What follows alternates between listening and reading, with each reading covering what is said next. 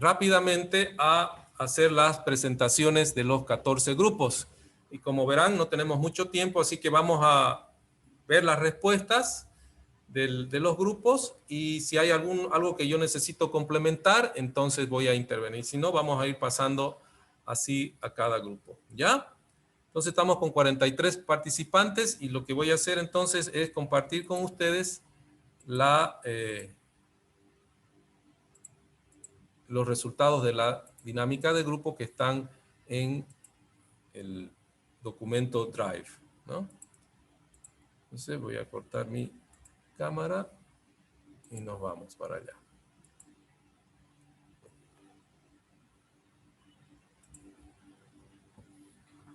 Muy bien. Listo. Entonces, hoy nos toca la sesión de grupos, ¿no es cierto?, sobre el tema procesos de desarrollo organizacional, intervenciones, que era básicamente la unidad número 5, ¿ya? Entonces, comencemos. Vamos con el grupo número 1, por favor. Elsa Pedraza, por favor. Buen día, dicen. Ya. Buen día. ¿Leo la pregunta? Sí, por favor. Ya. ¿Cuáles son las etapas del proceso del desarrollo organizacional? Explique en el orden establecido y de qué se trata cada uno de los pasos de este proceso. Puedo utilizar más diapositivas si es necesario. Ya.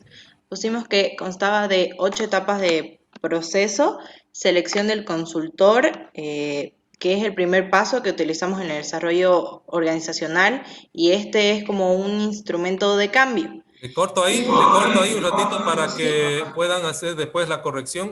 Evidentemente en esta etapa hacemos la etapa de selección de consultores cuando nos conectamos, pero en realidad la etapa se llama decisión de la gerencia para utilizar el desarrollo organizacional. Esa es la primera etapa, ¿no? Es cuando la gerencia toma la decisión de que es importante encarar un proceso de desarrollo organizacional. En esa etapa, evidentemente, está el contacto del consultor. Entonces, ahí en lugar de poner selección del consultor, pongámosle lo que se dice, ¿no es cierto?, la decisión de la gerencia de desarrollar o de llevar adelante un proceso de desarrollo organizacional. ¿Ok? Esa es la primera etapa. Siga. Ya, Lisa. Después tenemos el diagnóstico inicial, y es cuando la alta gerencia se reúne con el consultor externo y determina las clases de programas o modelos que se van a implementar. Uh-huh. Después está la recopilación de información y datos, y en esta etapa está el nombre, o sea, se investiga y se recopila la información. Uh-huh. Después está la retroalimentación de la información y confrontación, y se designa distintos grupos y se evalúa a través de los datos que ya se había obtenido en la etapa anterior. Uh-huh. Y se ve en qué áreas pueden que existan como que desacuerdos o problemas que hay. Después está la planeación de la acción y la solución de problemas, y se usan los datos que ya se encontraron para poder plantear soluciones o plantear qué cambios se podrían realizar. Después está la construcción de equipos, y durante esta etapa se fomenta el grupo, y en el grupo que se trabaja se examina cómo trabajan, o sea, en el grupo. Uh-huh. Y después ahí tenemos identificamos, ¿no es cierto?, las personas que van a trabajar, ¿no?, y que son los liderazgos, ¿no es cierto?, los que están más convencidos. Esa es la construcción de equipos. Sigamos. Ya. Después tenemos el desarrollo intergrupal, donde aquí los grupos son sometidos, como dice, a reuniones de confrontación, y así se logran una mejor relación entre los integrantes. Y como decía Lita, se identifica las intenciones, como se puede decir, de los participantes. Uh-huh. Y finalmente tenemos la evaluación y seguimiento. Y aquí el consultor evalúa los resultados y se le informa a la organización o a la empresa. Uh-huh. Exactamente. Entonces, perfecto. Entonces, esas son las 8 etapas de un proceso de desarrollo organizacional general, ¿no es cierto? Acuérdense de que ya los distintos modelos van haciendo algunos matices, van incorporando algunos elementos que vamos a verlo en las distintas presentaciones, pero este es un proceso de desarrollo normal, digamos, regular, general. Ese es el proceso de desarrollo, por eso se llamaba un proceso de desarrollo general, ¿no es cierto?, del desarrollo organizacional. Ok, perfecto. Vámonos al grupo número 2. A ver, Niceli Landívar, creo que nunca la he escuchado a Niceli. Buen día, Alicia. Buen día. Sí, ya la escuché varias veces. ¿Sí? Ah, ya, ok. Bueno, siga. A nosotros el grupo 2 nos tocó explicar qué son los instrumentos para recopilar información, para qué sirven y en qué consiste el proceso de recolección. También debemos indicar, solo indicar cuáles son los métodos más usados para recolectar información en el desarrollo organizacional. Como grupo respondimos que los instrumentos para recopilar información se hacen mediante una investigación para conocer el ambiente interno, evaluar el clima organizacional y relacionar los problemas de comportamiento que se han identificado en la etapa inicial. En estos instrumentos el consultor se debe reunir con los distintos grupos para obtener los datos. Estos grupos serán de distintas áreas. También se hacen preguntas sobre las condiciones que contribuyen a lograr la eficiencia del trabajo o cuáles interfieren. ¿Qué se debería cambiar también? Ya, entonces los instrumentos son las herramientas que utilizamos para obtener información, para recopilar información. Por si acaso ahí quisiera que los instrumentos son las herramientas que utiliza. Tenemos muchas herramientas, ¿no es cierto?, que vamos a ver. Entonces, esa aclaración simplemente para que esté más clarita la definición, porque ahí dice, ¿qué son instrumentos? Los instrumentos para recopilar información son aquellas herramientas que el consultor, ¿no es cierto?, los que van a intervenir en el proceso de desarrollo organizacional utilizan para obtener, recopilar información, ¿no es cierto?, sobre los aspectos de la empresa, ¿no es cierto?, de todo tipo relacionados al problema, como también aquellos que no están tan relacionados, pero que sí pueden estar incidiendo en el problema. El objetivo de esa recopilación, por eso utilizamos esos instrumentos, es realmente tener la información necesaria para poder realmente saber qué es lo que está pasando en la organización, qué es lo que está dificultando, o cómo puede la organización sus debilidades, fortalezas, contar para encarar los procesos de cambio que va a desarrollar la organización. Siga. Bueno, así la empresa va teniendo mucha información valiosa y viendo cómo ordenarla para poder tener resultados objetivos. Fundamental. Los métodos más usados para recolectar la información en el desarrollo organizacional tenemos las entrevistas personales, las entrevistas telefónicas, los cuestionarios, la observación, las encuestas online, los focus group y los paneles online. Perfecto. Entonces, esos son los instrumentos, ¿no es cierto? Ahora, ¿cuáles son los métodos más usados, ¿no es cierto? Sabemos de que los métodos más usados son las entrevistas, estos son los instrumentos en realidad, ¿no es cierto? Y todo este proceso comienza con una planeación, ¿no es cierto? Una planeación de determinar qué instrumentos y cómo vamos a obtener la información, ¿no es cierto? Eso es lo que hace el primer paso. Segundo, una vez hemos determinado los instrumentos, ya comenzamos a recolectar esa información para después analizarla la información y retroalimentarla. Quiere decir, ¿cómo se llama? Verificar con los protagonistas, en este caso los miembros de la organización, cotejarla si es verdad o no, ¿no es cierto?, para realmente tener información fidedigna, clara, veraz, ¿no es cierto?, y que pueda ayudar al consultor y a quienes van a llevar adelante ese desarrollo organizacional, tener información objetiva, ¿no es cierto?, y poder tomar decisiones de acuerdo a lo que requiere. Entonces, esa es la retroalimentación que nos ayuda también a determinar un proceso de feedback para ver si realmente hemos encontrado o no, y si no, volver al nuevo paso, ver cuáles los instrumentos que necesitamos, y de ahí recolectarlos y así sucesivamente. Este es un proceso permanente. Por eso es tan importante, y en los diagnósticos podemos a veces darnos cuenta también que las empresas no siempre tienen la información ordenada o falta de capacitación del personal para tener información objetiva, resumida y relevante, ¿no es cierto?, para estos tipos de procesos de desarrollo y de cambio continuo que van encarando las empresas. Bien, vamos con la siguiente pregunta. Para eso quiero invitar a Casilda Suyo. Lice, buenos días. Buen día. Ok, el grupo 3 le tocó. Explique brevemente qué son cuestionarios, cuándo se justifica su uso y cuáles son sus beneficios y limitaciones. Bien. El cuestionario tiene el objetivo de descubrir como datos y objetivos sobre datos cuantificables. Son importantes para detectar generalmente sentimientos, es decir, lo que está bajo la superficie y que generalmente no es fácil de descubrir, ya que muchos de los cuestionarios no llevan nombres, entonces de la libertad al individuo expresarse. ¿Cuándo se justifica? Cuando no hay tiempo para llevar a cabo la observación directa o la entrevista. Siguiente. Cuando la información que busca se encuentre dispersa, cuando las fuentes son muy variadas o la información que se requiere exige una larga búsqueda.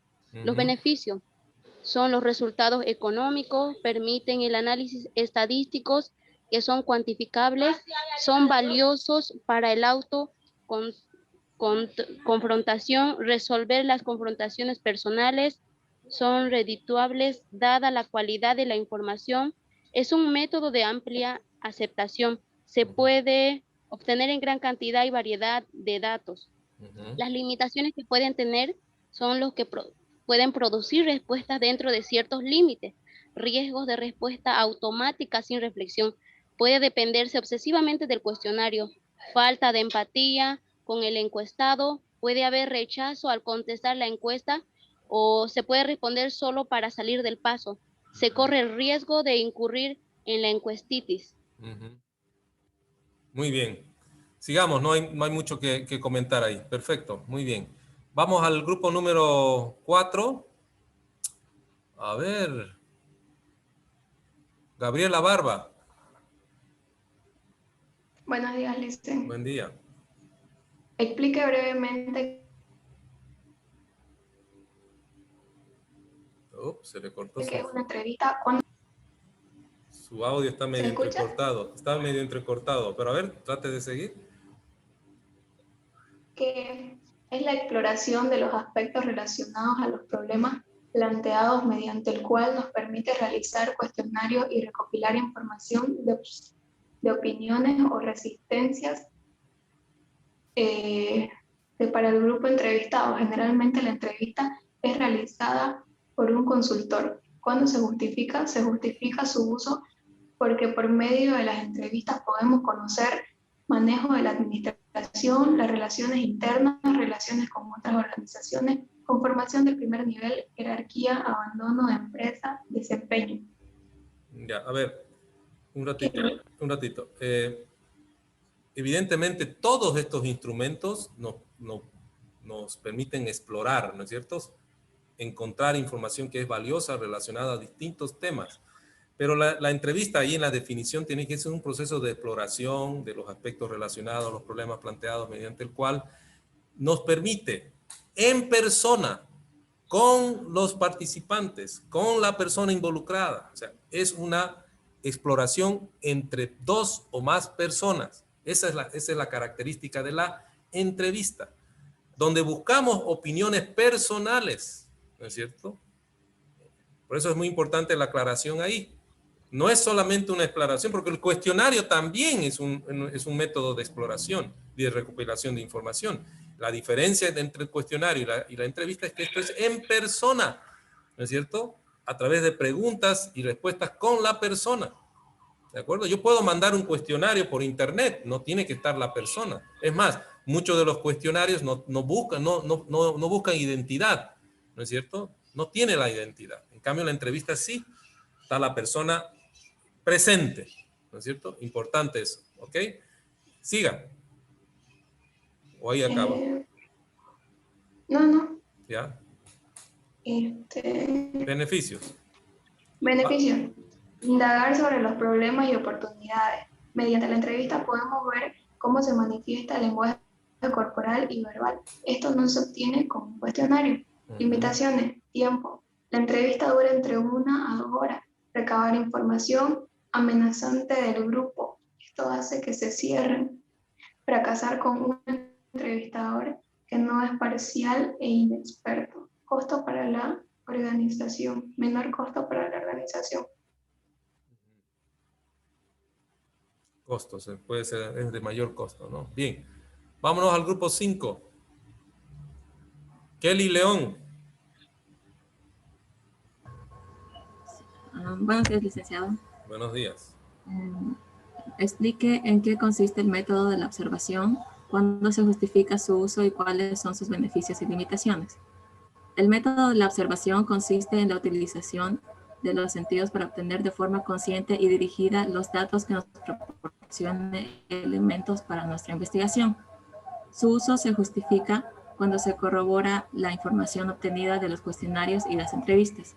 Se debe utilizar la observación en los procesos de desarrollo organizacional y en cualquier investigación, ya que es fundamental, pero tiene sus beneficios y sus limitaciones.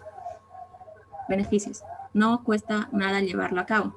El método de observación se puede efectuar en un momento preciso o en cualquier ocasión que se requiera.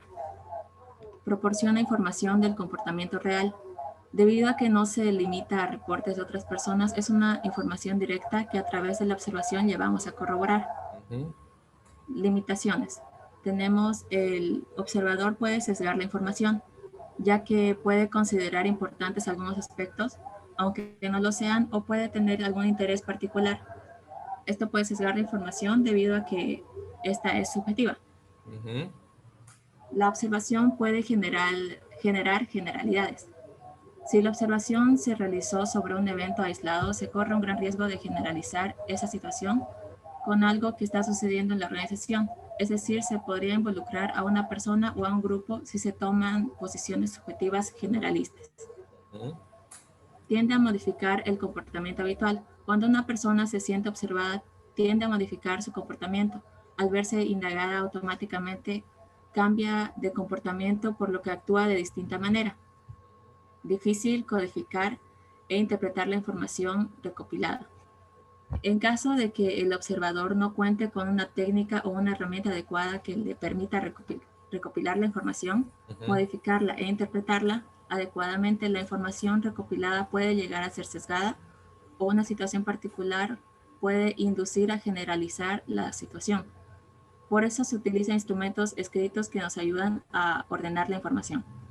Y muchas veces inclusive se usa ahora los dispositivos. Antes teníamos las pequeñas grabadoras, entonces el observador va viendo, va observando evidentemente y va grabando lo que está viendo, ¿no es cierto? Con el propósito que después, de manera ordenada, a través de una técnica de análisis de contenido, ¿no es cierto?, hacer el resumen sobre todo lo que ha observado.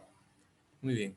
Por eso, pero si no tiene esos instrumentos es difícil, ¿no es cierto? Es mucha la información, las percepciones son distintas, ¿no es cierto?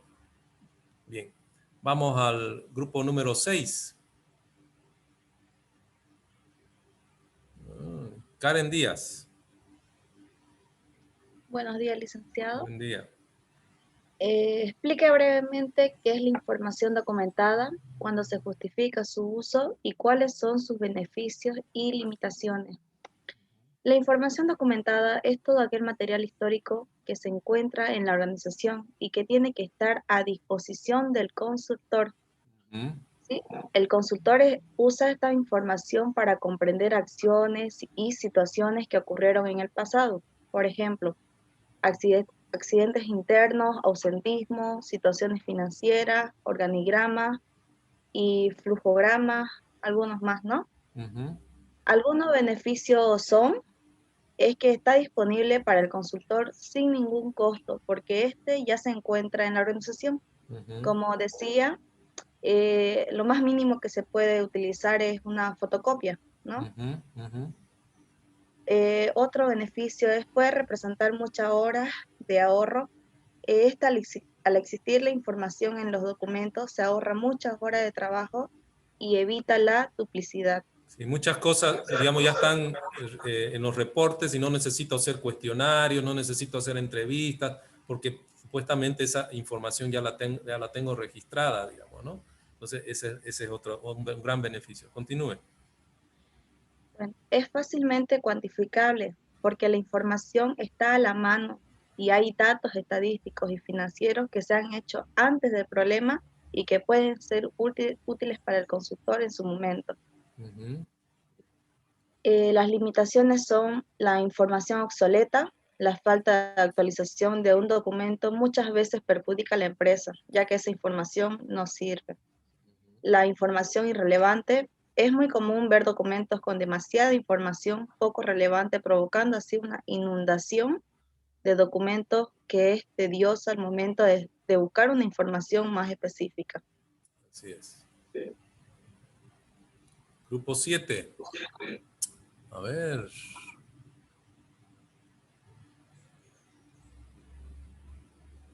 Beatriz Bravo. Ya. Explica brevemente en qué consisten los grupos focales, focus groups, cuándo se justifica su uso y cuáles son sus beneficios y limitaciones. Técnica de recolección, es una técnica de recolección de datos con el fin de obtener una información relevante acerca del sentimiento de los miembros de la organización con respecto a una situación determinada. Con ella se busca indagar información, aspectos sensibles que son difíciles de obtener a través de cuestionarios u otras opciones. Se lleva a cabo generalmente con una entrevista grupal y preguntas detonantes, donde las opiniones se dan a nivel personal y grupal. Cuando el objetivo es comprender la actitud de los participantes, el Focus Group constituye una herramienta muy práctica. Permite entender la comprensión y la percepción de los integrantes de la muestra. Esta técnica permite profundizar dado que los participantes siempre tienen las oportunidades de justificar sus afirmaciones. Sus beneficios es que pueden obtener gran cantidad de información en poco tiempo, permiten conocer la realidad de nuestro producto, es una metodología útil en las distintas fases de proyecto empresarial. Sus limitaciones es que existe una gran probabilidad que los individuos que forman parte del focus group no expresen sus pensamientos, especialmente si su idea está en contra de las ideas de otro integrante. Sí, también es costosa, ¿no es cierto? Es costosa, la realización de los focus group es costosa porque tiene que desarrollarse en un ambiente especial, ¿no es cierto?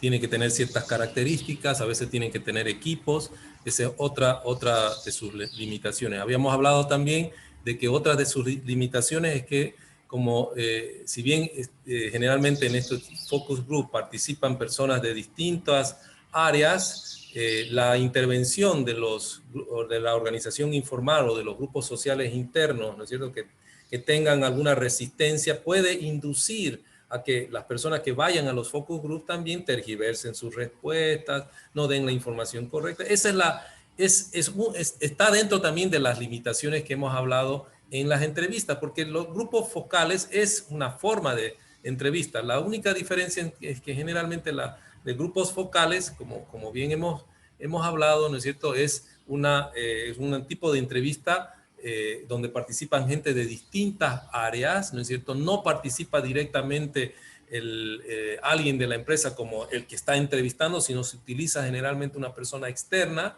¿no? A diferencia que en la entrevista puede ser, y la mayoría de las veces es una persona miembro de la organización, entonces eso también frena mucho la libertad que tienen las personas al responder. En cambio, en el focus group hay mayor libertad, que eso es uno de sus beneficios. Bien, vamos al grupo número 8. A ver, Rodrigo Vidal.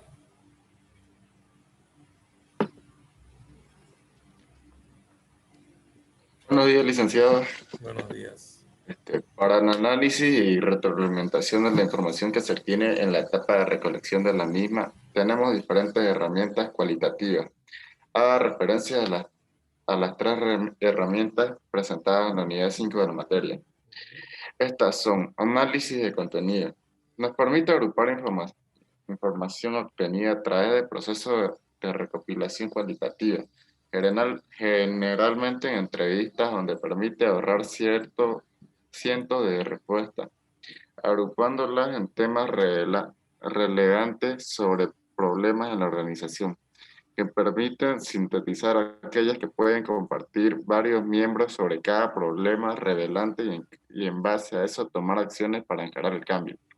Estos instrumentos buscan información para poder identificar distintas situaciones, especialmente en el caso cualitativo, relacionado a la cultura organizacional. Ahora, no solamente, evidentemente se lo utiliza mucho para las entrevistas, ¿no? Pero también, por ejemplo, el análisis de los documentos, ¿no? De los documentos que están, a veces tienen mucha información general, entonces uno tiene que tener a través del análisis de contenido, ¿cómo se llama? La técnica de poder hacer el resumen, ¿no? Y obtener la información relevante. Siga. Por ejemplo, aquí vemos las agrupaciones en lista de los miembros agrupados en los distintos problemas relevantes que comparten en respuesta a las preguntas de las entrevistas realizadas. Sí. Análisis de campo. Fuerza de Kurt Lewin.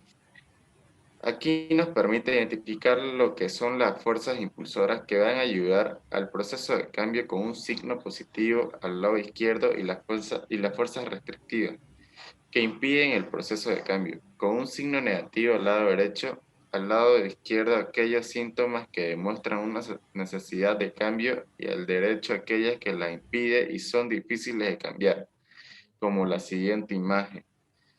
Todo esto está identificado, es previamente hecho el análisis de contenido y se debe empezar por la fuerza restrictiva para así realizar las acciones primero y así disminuir su impacto. Así es. Diagrama. Estos se elaboran para poder representar distintos comportamientos organizacionales. Es útil para trasladar información obtenida a través de la observación a un esquema más representativo, para comprender mejor los conceptos cualitativos y tener un análisis más objetivo.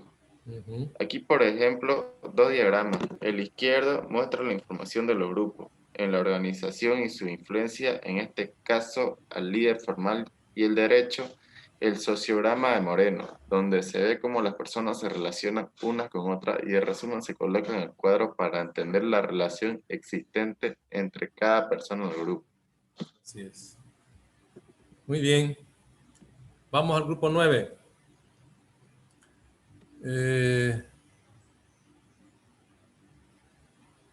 Ronnie Aguilera.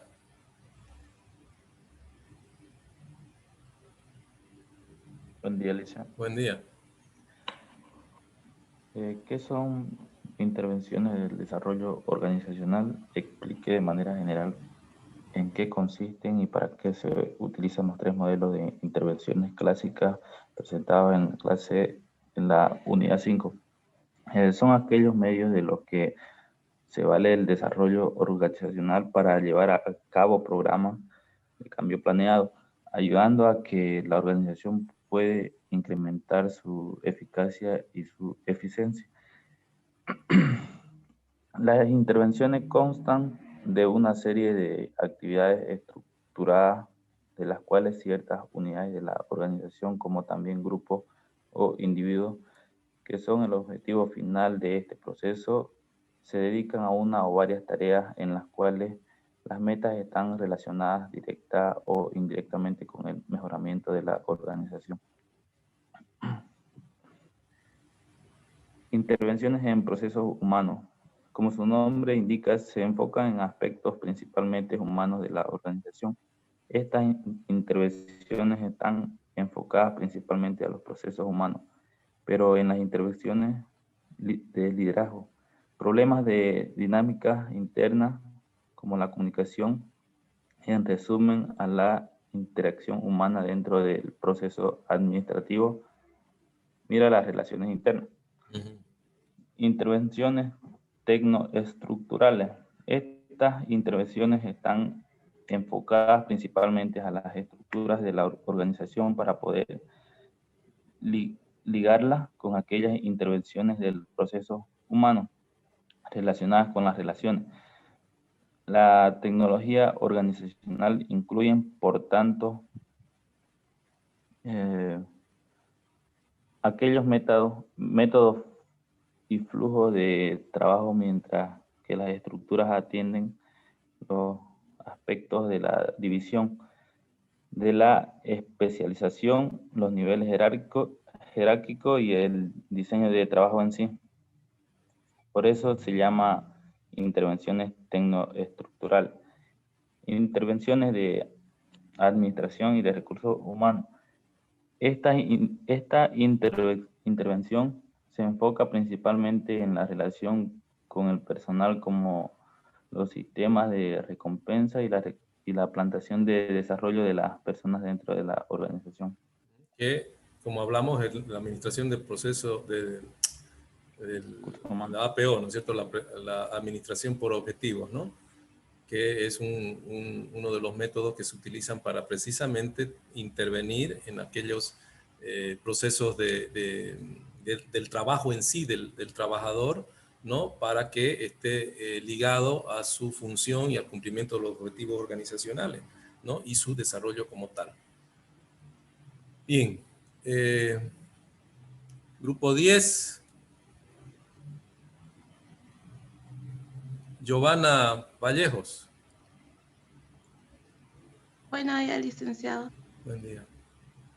Dentro de las intervenciones en proceso humano, ¿en qué consisten las intervenciones grupos T? ¿Qué otro nombre reciben y cuáles son los tipos de grupos que se identifican en este tipo de intervención del desarrollo organizacional? Explica. Las intervenciones del grupo T son métodos de intervenciones en procesos humanos orientados al cambio de conducta de los miembros de la organización por medio de interacciones grupales no organizadas dirigidas por un especialista en ciencia de la conducta. Los grupos T provienen del Training Group y recibe también el nombre de capacitación de la sensibilidad. ¿Se entiende eso de la capacitación? Es muy importante porque con eso van a entender lo que son los grupos T. La capacitación de la sensibilidad precisamente busca a través de las intervenciones de los grupos T de que la gente se sensibiliza, quiere decir que conozca, ¿no? Interprete, valore, ¿no es cierto?, los tipos de comportamiento, las percepciones, los pensamientos, los sentimientos, conozca a sus compañeros de trabajo, conozca mejor a su dependiente, conozca mejor a su jefe de trabajo. Por eso se llama capacitación de la sensibilidad. A través de las intervenciones del grupo T, trabajamos en capacitar a la gente para que conozcan mejor a sus pares, digamos, con quienes trabajan, con quienes se relacionan, ¿no? Siga.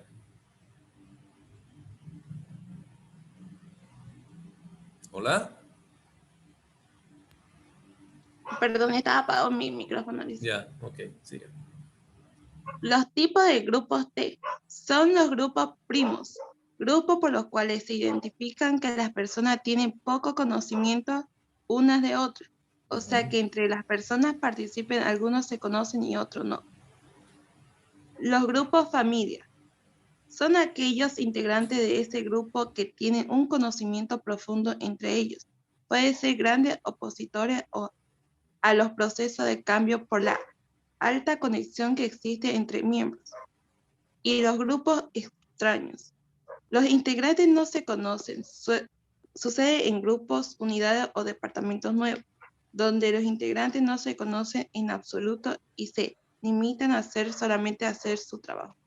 Así es. Entonces, este tipo de intervenciones de los grupos T trabaja precisamente en lo que decía su compañero, para que los individuos conozcan, interpreten mejor el comportamiento de con quienes se relacionan, y así ver qué cosas afectan positiva o negativamente, ¿no es cierto?, en ese tipo de relación y falta de conocimiento al proceso de desarrollo de la organización, ¿no? Entonces, las intervenciones en procesos humanos trabaja precisamente en ese tema: comportamientos, relaciones entre los integrantes, formas de comunicación, estilos de liderazgo, ¿no? Y en eso los grupos T ayudan a interpretar, ayudar a capacitar, ¿no es cierto?, en la sensibilidad a los integrantes de los distintos grupos para que los trabajos mejoren, ¿no? Y así facilitar los procesos de cambio planeado. Bien, Grupo 11.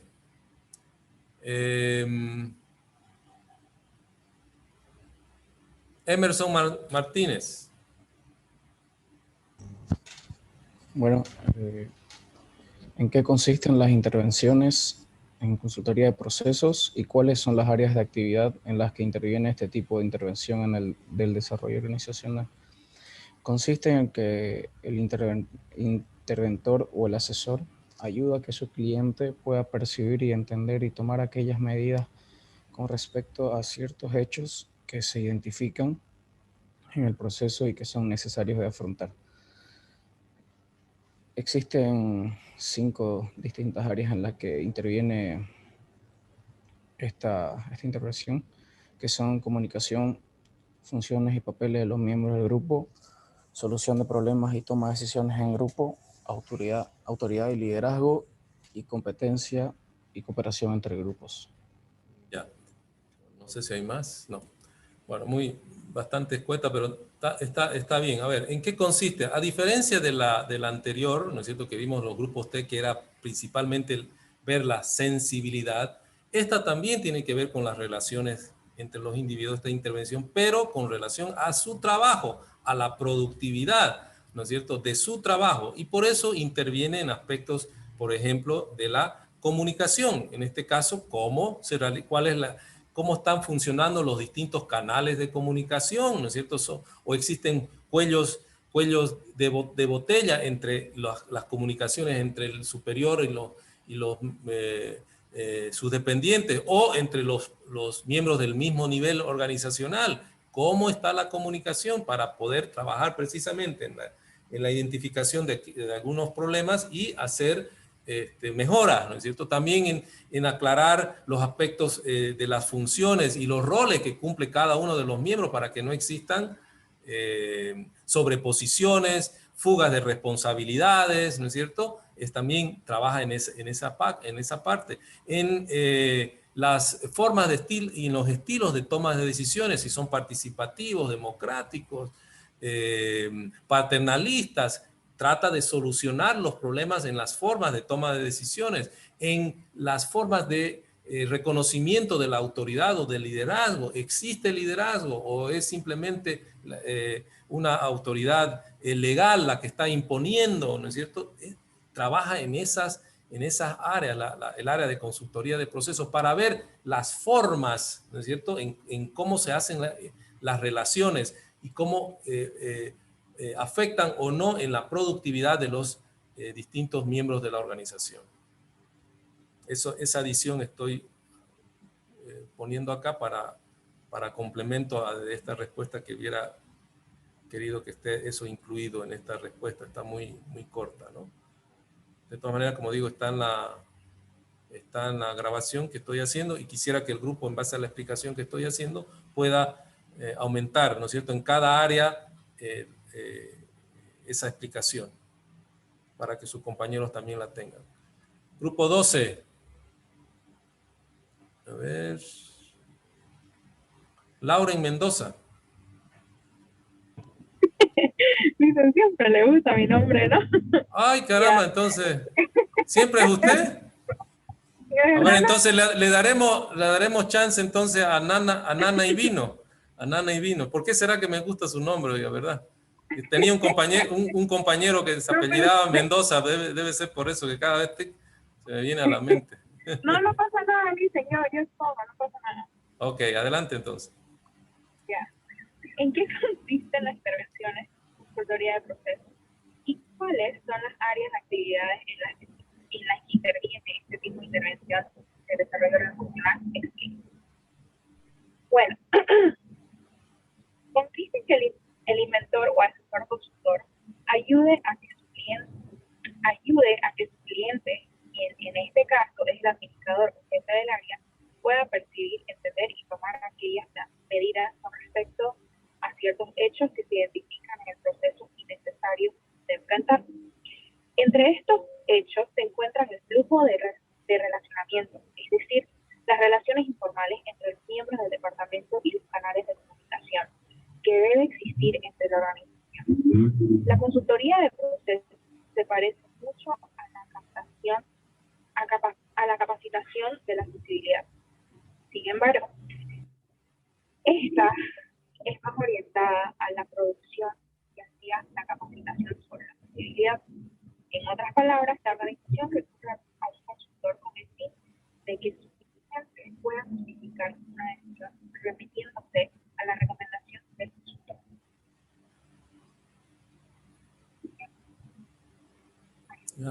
Un ratito, Había hecho dos. La 11 y la 12 son las mismas, ¿no? No me fijé. Le hice la misma pregunta. Pero bueno, aquí está la explicación de lo que yo buscaba. Adelante, siga. A ver, le daremos ahora a Nana y Vino la palabra para que continúe con las áreas de intervención. O sea, las preguntas 11 y 12 es la misma. Simplemente que el grupo 12 la ha desarrollado más completamente. Entonces, está perfecto. Siga, a ver, Nana y Vino. Las áreas que intervienen son áreas de comunicación. La comunicación es el proceso que se presenta día a día en la cual se tienen que realizar distintas coordinaciones considerando la estructura. Permite que la información pueda influir en el área. Si existiera un corte de esta, la consultoría de procesos interviene para realizar e identificar dónde hay corte de comunicación o mala interpretación, puesto que la comunicación, ya sea transversal, horizontal y vertical, es esencial para lograr un mejor entendimiento y funcionamiento. Luego tenemos áreas de funciones y papeles de los miembros del grupo. La consultoría de procesos ayuda a asegurar con claridad cuáles son los roles personales y grupales de cada uno de los miembros de la organización, específicamente en una unidad o departamento. Además, al haber claridad, busca no tener conflicto de sobreposición. Asimismo, busca asegurar que cada uno de los miembros tenga claridad sobre cuál es su rol, su funcionamiento y su especialidad. Por lo tanto, establece límites sin que esto signifique que no pueda haber integración e interrelación. Sí. Área de solución de problemas y toma de decisiones en grupo. Para tomar cualquier decisión es necesario que el grupo esté dirigido por un supervisor que sea capaz de elevar el nivel de razonamiento de sus integrantes y con ello mejorar la calidad de solución elegida. La consultoría de procesos identifica si existe capacidad o no en la toma de decisiones, las distintas fallas en la forma de decisión dentro de los niveles jerárquicos de la organización y las diferentes funciones internas de los miembros. Además, busca la exposición de que el éxito de una decisión depende no solo de dónde viene su naturaleza, sino también del proceso mediante el cual ha llegado a esa decisión. Y también tenemos la área de autoridad y liderazgo. Desde el punto de vista administrativo, la autoridad es la facultad de tomar decisiones y de generar un resultado. Por otro lado, el liderazgo es quien tiene la influencia por conocimiento, experiencia, admiración sobre un grupo o individuo. Tiene el poder de, sin tener la autoridad legal, influir en esas personas para influir de alguna manera. Por consiguiente, lo que busca la administración es lograr que las autoridades formalmente designadas también tengan liderazgo, ya sea a través de actividades de entrenamiento, capacitación, entendimiento, etc. Y por último tenemos la área de competencia y cooperación entre grupos. El consultor de procesos puede ayudar al grupo a entender y articular sus propias normas, así para poder determinar cuáles son las normas útiles y cuáles están obstaculizando el desarrollo de la organización.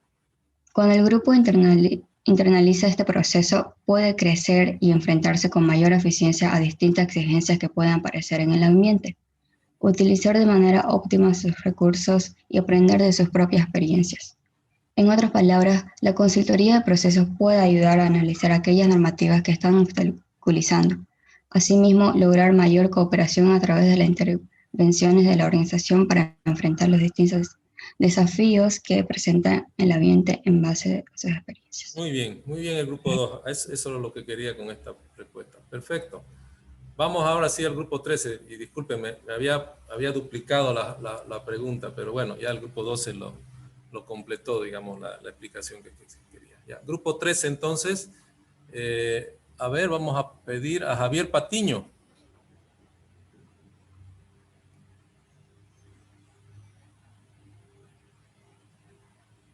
¿No está Javier Patiño? Entonces, Marco Montellanos.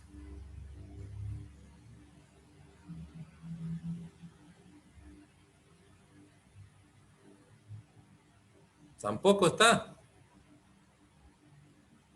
A ver, Natalia Pinel. Buen día, Licen. Soy yo No hay la única que ni estoy. uno de tus compañeros, ¿no? ¿Trabajaron, sí, ellos? Sí. Sí, los tres. Ya, ok. Adelante, entonces. Ya. Dentro de las intervenciones tecnoestructurales, ¿en qué consiste la intervención denominada diferenciación e integración? Explique cuáles son las dimensiones que se debe examinar en el diagnóstico del desarrollo organizacional.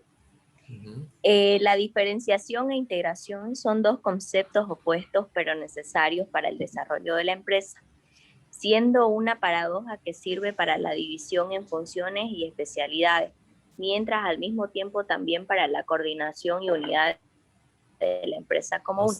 O sea, la Las diferenciación, demandas un ratito, la ambientales. diferenciación tiene que ver entonces con todo lo que se refiere a cómo la organización se divide, no se divide en funciones y en especialidades, mientras que la integración busca cómo se coordinan esas. Si bien está dividida en funciones y especialidades, debe haber una coordinación y por tanto una sola organización, un solo plan, un solo objetivo o misión de la organización y de ahí se desprenden los demás. Siga. Ya, demandas ambientales. Factores externos que marcan la estrategia que adoptará la empresa. Diferenciación, claridad en cada función que desempeña cada departamento. Integración, funciones que desempeñan cada departamento enfocados en un fin común. Manejo de conflictos, abordar el problema de frente hasta encontrar una respuesta óptima. Contrato empleado-empresa, expectativa que el individuo tiene respecto de la organización a la cual pertenece. Exactamente, muy bien. Y finalmente el grupo 14.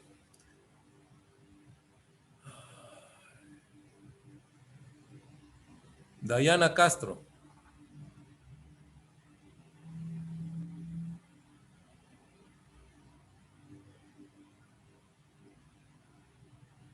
¿No hay? Buen día, Liz. Ya, adelante.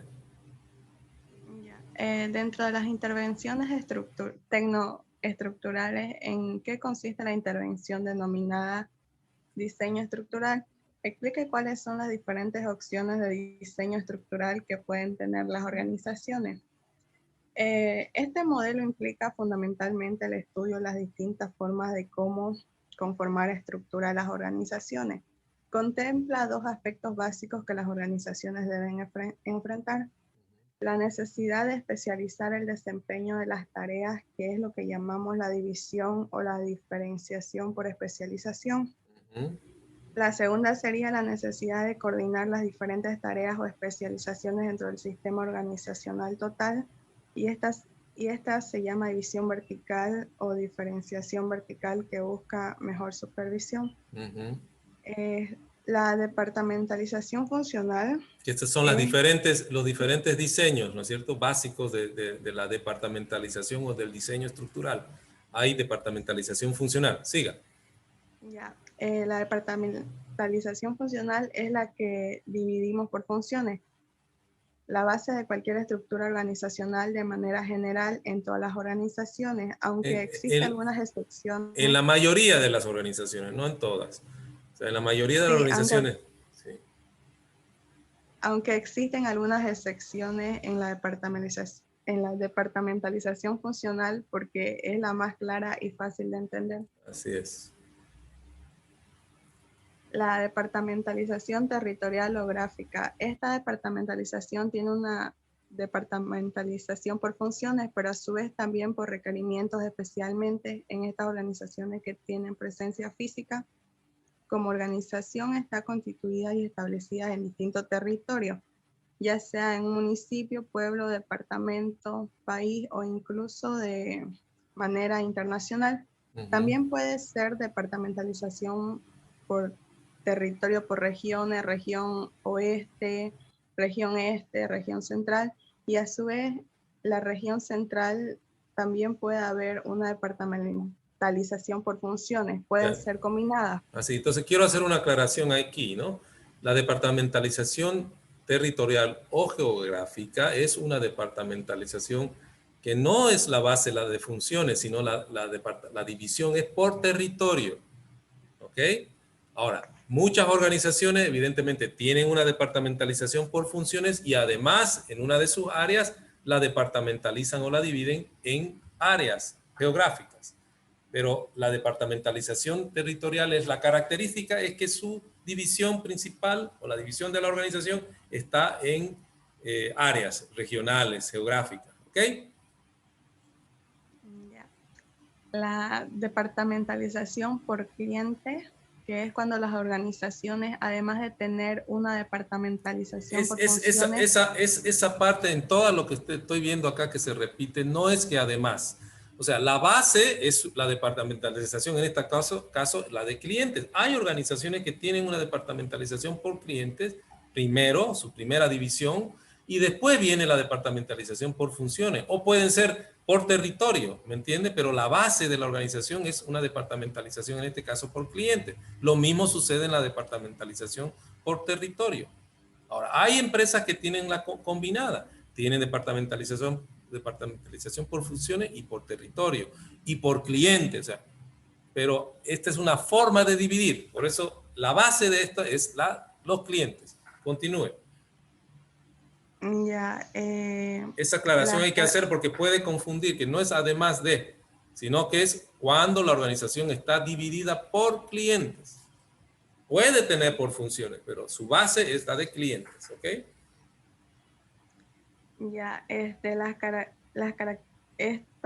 Están formadas de acuerdo a las características de sus clientes, deciden dividir que sea, o sea, por una especialidad y diferenciación que haga por tipo de clientes. Por ejemplo, podemos ver muchas veces en los departamentos con las facturas de comercialización están departamentalizadas por el cliente, ventas mayorista, minorista y comisionista. Todas buscan la especialidad en ciertos aspectos como la de los clientes. Departamentalización por proceso. La concentración es en procesos importantes como por ejemplo la departamentalización en las industrias se dividen en tornería, fresado y soldadura.